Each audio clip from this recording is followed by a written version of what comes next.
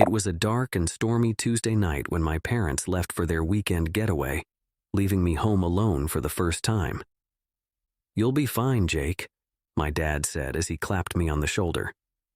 At 17, I wanted to appear cool and collected, but truthfully, I already felt a twinge of anxiety after they walked out the door. I decided to order pizza and watch a movie to distract myself. After gorging on hot wings and pizza rolls, I flipped aimlessly through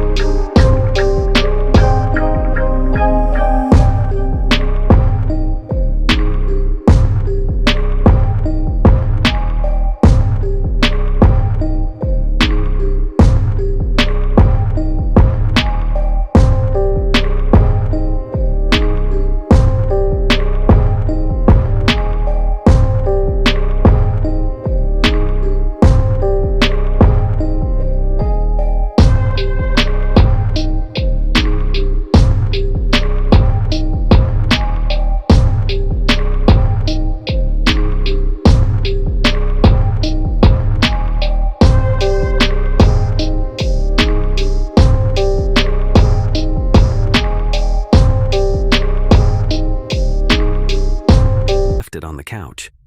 I crept to my door and slowly turned the knob. The hallway was dark and still. Gripping a baseball bat in my sweaty palms, I slowly started descending the stairs, holding my breath as I strained my ears for any sound. Glass crunched under my feet as I entered the kitchen. Someone had thrown a brick through the window over the sink. Shards littered the counter and floor, glinting in the moonlight. Just as I was about to search the rest of the downstairs, I heard a scraping sound followed by a loud thud coming from the basement. Every instinct screamed at me to run, but instead I worked up the courage to slowly pull open the basement door. A stale, damp smell wafted up. I hesitated at the top of the creaky wooden stairs, peering fruitlessly into the inky blackness. Poised to swing my bat, I slowly crept down, stepping into the dense shadows. I swept my bat across the empty space and was turning to leave when a large black mass on the floor caught my eye.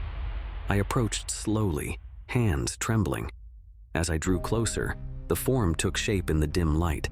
The lifeless body of our family dog, Tiger. His fur matted with blood.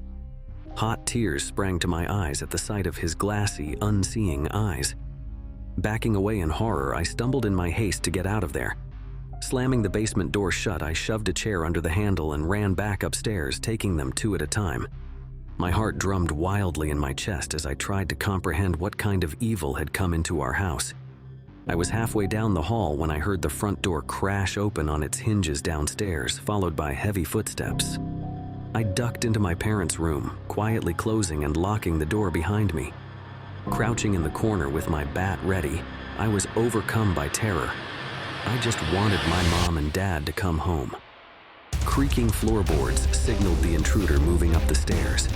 With trembling hands, I grabbed my phone from the nightstand and tried dialing 911, only to find it completely dead. Panic rose in my throat as the footsteps drew nearer down the hall, stopping right outside the bedroom door. My whole body tensed, bat poised, listening intently as the knob slowly began to rattle. It was clear now that I was dealing with more than just a simple break-in. This was something far more sinister.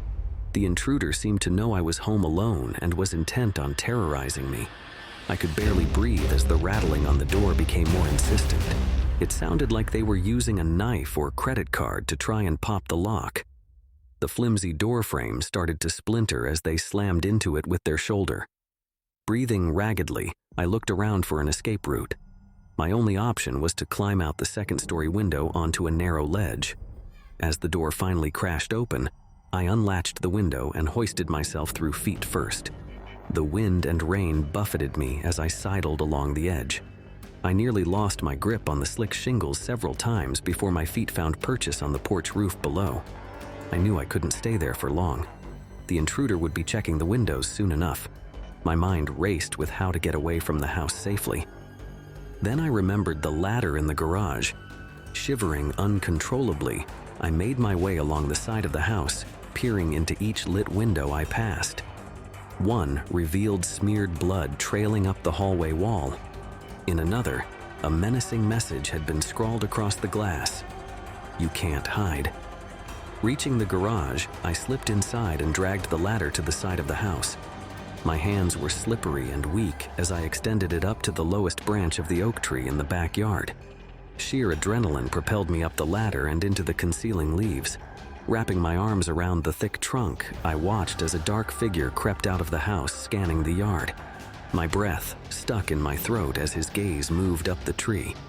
A flash of lightning briefly illuminated his gaunt face and wild eyes. I stayed perfectly still, silently praying he wouldn't see me. After what seemed like hours, he turned and went back inside. As soon as his shadow disappeared, I crawled out onto a sturdy branch.